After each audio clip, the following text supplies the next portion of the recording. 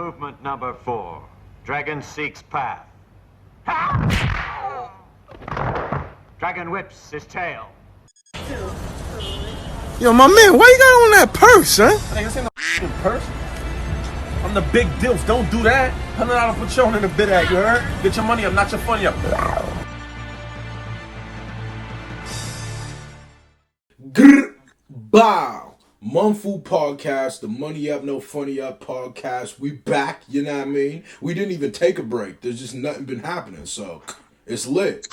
We back with some new content. The thing that's been happening, I feel like I haven't really been motivated to make Munfu whole podcast about it. Yeah. But yeah, like I said, I can't make any promises. We're gonna try to get more active in this, but we started right before the world blew up. Yeah, like, exactly. So it's not the world blew up right before we started. Then the world blew up. Yeah. So what are we talking about? Man, we talking about this new J. Cole, this new Jermaine Cole that dropped last night, bruh. Cole World. So Cole World dropped a new song. Can I first start this off by I wanna get my rocks off about J. Cole, right? Now, I'll probably say this in other videos talking about J. Cole. I've had a problem with J. Cole, right? Now, rock with me here and follow me. The reason you can't hate somebody unless you love them. That's something I believe in. There's no way, otherwise you just kind of are indifferent or don't care, right? When J. Cole came out with them first 2 mixtapes, go back to my MySpace, bro, and niggas gonna give me my flowers. When it comes to Nebraska, Lincoln, Nebraska, I was the first nigga listening to J. Cole. I don't care. No, this nigga put me on J. Cole, but I'm gonna keep it a buck. He knew about J. Cole, and J. Cole is probably still getting like 5,000-6,000 views. There wasn't like when where you could send J. Cole a message you don't respond back to. Yes, that nigga like, literally. Yo, I got a college class right now. I'll hit you back up after this. Real talk. This is how early I was into J. Cole. I made a MySpace picture of J. Cole. You can still go to my MySpace there if you can find it. And it says, this guy is better than Drake. He's going to be the future. Read the comments on that. You'll look like, oh, this nigga's a prophet. I literally said this guy because I didn't think niggas knew who he was. So I had hi, if I fell, I would drop for 11 minutes. That summer, he said that. That was like a hike.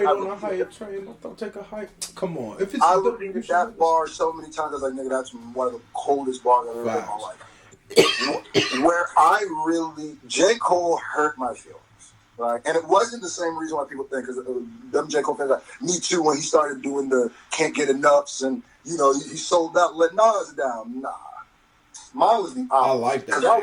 I like that J. Cole. I like the carry 4.5s like change for a 20. J. Cole. When you watch J. Cole go from a starving college student, right, to Songs of Trace, I love that because I knew it was like, to me, J. Cole, I know who you are. You don't got to prove nothing. In fact, if anything, you got to prove to me you're more human because can you do I can't get enough, right? But he started denouncing that so much, and then the nail in the coffin to me was when he did that whole it's the bar where he said the Fire Squad. The Fire Squad. Fire Squad was the nail in the coffin, only because to me it was at the time when Kendrick started coming around. I started comparing them all hip hop heads do, all hip hop people do, and I started being when he did the Fire Squad, when he said the whole racist about how white people do this. And then I was like, oh, he pulled the whole he about to air the room out. But it was almost like when he goes, no, I'm just kidding. It was almost like he pulled the gun out and squeezed the trigger, and then a flag came out and said bang.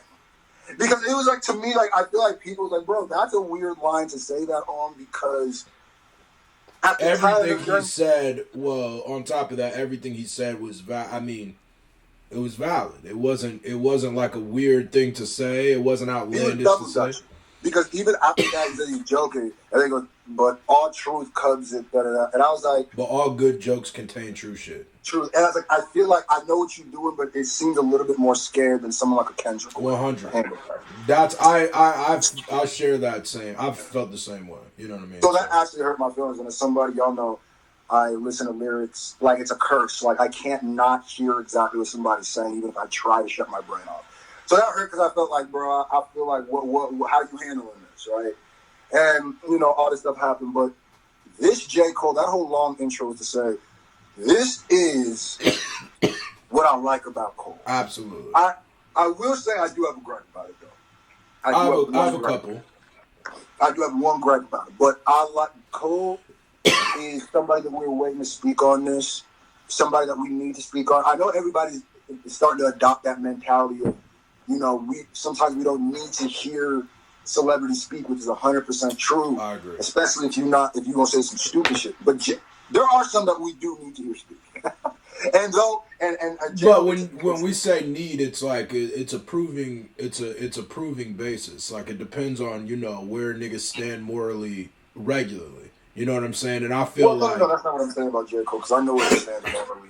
No, I agree. That's why what I was gonna say is that's why I think just that one instance he said that pissed me off. Yeah, I agree with you. But every other time, J. Cole has shown us where he stands, and I appreciate that about him. So I think he's one of those people that people look forward to hearing something about because for obvious it's important. Reasons. Exactly. And I feel like that's like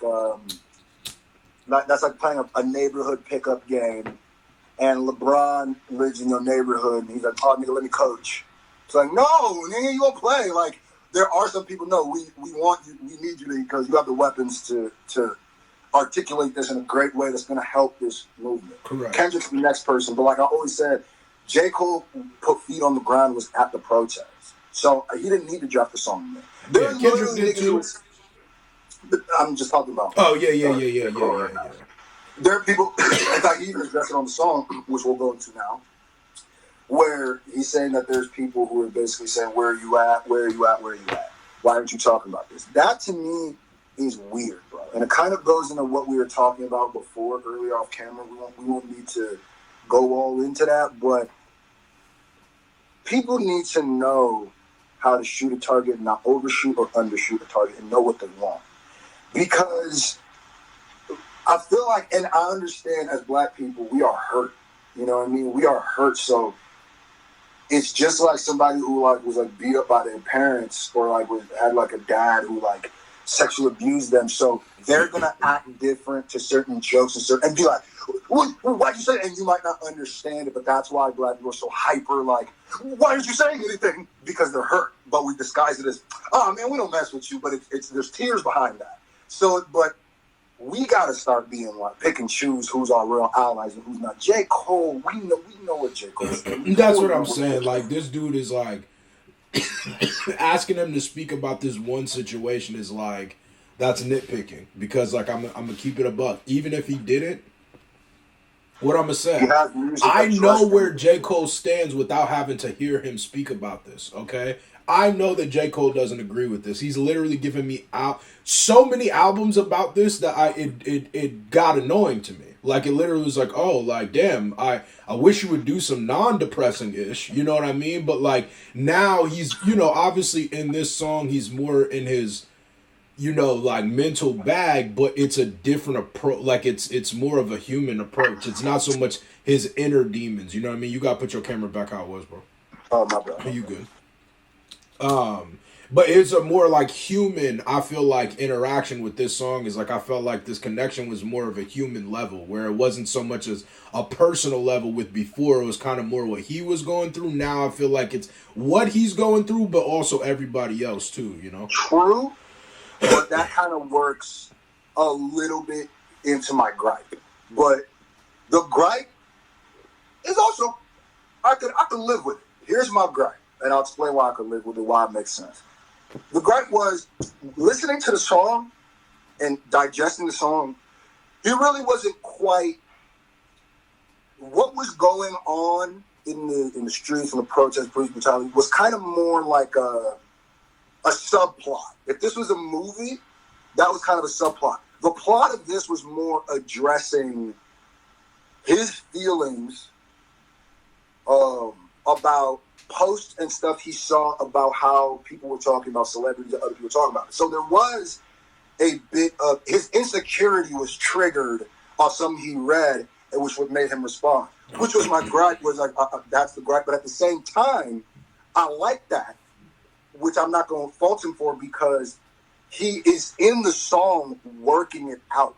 you literally hear him like talking to himself. Like he said it in the song. He's like, well, I read that and I kind of felt like she was talking about me. Well, I felt like I feel like I gotta add to that because the way I kind of interpreted it was when I listened to the song the first time, I kind of interpreted it as him speaking as a black woman, seeing like what a black man went through as well, though. You know what I mean? Like, and I don't, because like the way he was saying, like seeing I felt like, I don't know. That's what I took from it a little bit. Well, if you listen to what he's saying, it's actually a debate between a black woman and J. Cole. Now, I'm assuming it's a black woman because what he said was about things like the person who was saying it would definitely have to understand the black struggle. So if this was a white person, that would be plot twist. Yeah. But it sounds like an argument J. Cole and a black woman. And it sounds like what he's doing is speaking on black women, basically saying like, you know, where are you celebrities at? Or this black woman saying, what are you guys talking this stuff and the stuff that you're doing is making me sick? Because he's saying that instead of trying to condemn people, how about you teach them? That's what he's trying to say. Like some people don't understand the way you understand it.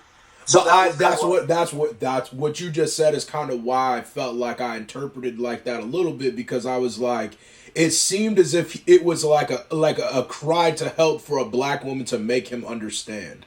That's what it seemed like to me, and it was like it. But I feel like he was trying to make her understand more than he was trying to understand her. Like it was a debate. Like he's literally saying, "I see your point." He was saying, "I was on my timeline the other day, and I saw this lady speaking on how celebrities and I think guys are handling this and certain celebrities, and J. Cole felt as if he was talking about her. I mean, she was talking about him. So in this song, he's saying, okay, how about you help people understand? It sounds like he starts off with it sounds like you came from a environment that allowed you to understand your plight. Correct. There are some people who don't even understand that the mental chains are stronger than the physical chains. So what he's saying is maybe use your platform to educate those people, not condemn. So it was a debate. It wasn't him understand, and he was understanding her, but it was more him trying to make her understand him. Yeah. Yeah, I get that. But that's what I'm saying is some people, you know, saying like blah blah blah, talking about this chick that it's missing the mark and stuff like that, but it's not really, because it's saying the psyche of this person, and that is something that should be addressed too, is the way that we tear down each other, the way that we need to know who our allies are, the way that we and you know treat what J. Cole said was the really thing that really changed me coming off of this song. Like, treat everybody like a child when it comes to something like this, because they're not doing. You have to be like nurturing. You have to be nurturing. It's a nurturing situation. That's another reason why I took. And you have to understand that what someone doesn't understand, it's not always because of malice. We treat it with malice a lot of the time, like you're purposely not understanding. You're doing this to make me mad or something like that. That's not always what it is. Sometimes they don't have the tools you had to understand it. Agreed. But I understand her argument too. Yeah.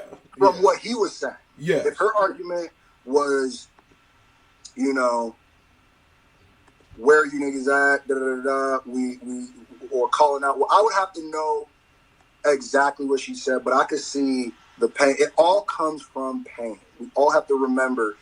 When someone comes at you with malice, you treat them way different than when they come at you with pain. When someone comes at you with malice, you treat them confrontational because you think it's a competition. You think that, oh, he's challenged or she is challenging me. Let me show them why they're wrong. When someone comes at you with pain, you're more inclined to listen. So, and I'm not thinking J. Cole's not listening, and I'm not thinking he's wrong for doing this at all. I think that's why this is some He's getting a lot of backlash. Different level-ish. He's getting backlash though for it. I knew he would get backlash for it because of what it was in nature, and since it wasn't necessarily just addressing what was happening. It was addressing more like the inner fights that he was having with somebody. And that's why I could see where people would be like, dang, I wish you would have said some, about this, been a little bit more cliche with this one. Yeah, but I'm not mad at that though, because I'm not. I'm saying I understand where people's anger is coming from. I'm not mad at that at all. Yeah, because you got to understand, especially like you said earlier, when somebody has been saying this so many times, they have to find a new way to attack it. Yeah, where it's like he's already given us the Mike Brown bar. I mean, he's already given us the Trayvon. He's talked about systematic racism a lot. You know what I mean? So I'm not mad at him for that. You just gotta understand where he's coming from. It's all coming from pain. I'm not really knocking anybody unless they're on some super duper coon shit right now. Yeah, facts. Man, I don't know, man. Let us know in the comment section how you feeling about the song. I definitely, I rocked with it. I would say, I rocked with it. I wish you would have put like that hook part at the end. I wish you would have put that in between like the verses. Yeah, that was definitely once you get like past the one dead minute of song, which it was like fire singing, but it's like I'm not probably gonna listen to the singing part again. I'm probably gonna. Yeah, I'm really here for what you're rapping. Like yeah, that. You know what I mean. Like it made me less interested in that part. I'm gonna tell you though, and we got to stop doing this as hip hop, being like ashamed of what we are. We are a competitive culture, club, group. We grew up in competition, so every time when someone. Why do they have to pit people against each other? Because it's hip-hop, man. So quit crying. What I'm going to say right now is, nigga Kendrick, what's up? What's up, man? What's up, man? Because if you come through with the come-through right now, you're going to look very Tupacalypse-ish. If you come through with the come-through right now. If you hit us with another we going to be all right right now, that's what we need. Definitely a Wakanda forever. If we going to be all right, bro, he just need to remix that joint. That song to me is so much more fire now than it was when it dropped. I don't know. That week gonna be alright, nigga. We gonna be alright, nigga. Yeah, nigga. Yeah. Damn, you should screw that up. Word, yo, damn. That would be fire. But let us know, man. Let us know in the comment section how you feeling about the song. Off top, I think it's a banger. I ain't gonna hold you. I rock with it. But yeah, man. I didn't even realize he was getting backlash, but I mean, I knew he was gonna, but definitely getting the backeth of the lasheth. That's a fact. Damn, now he must be weird as hell. Huh? He gotta be weird as hell. Like, man, y'all niggas asked me to talk. I talked. No, you didn't see his tweet this morning? Oh, what did he say? He literally said, "Morning, I stand on everything I said," and I was like, "Oh, this nigga top 5 dead or alive, nigga." I said, "Ooh." Yeah, he going back to that. He going back to that warm up, nigga. Facts. I said, "Oh," he said, "I stand on everything I said, shorty." I was like, "Oh, okay." Nah, don't do that. I was joking. Yeah. Facts. But man, drop a like on the video, comment, subscribe, all that Munfu podcast. Tune in. Grr, bow.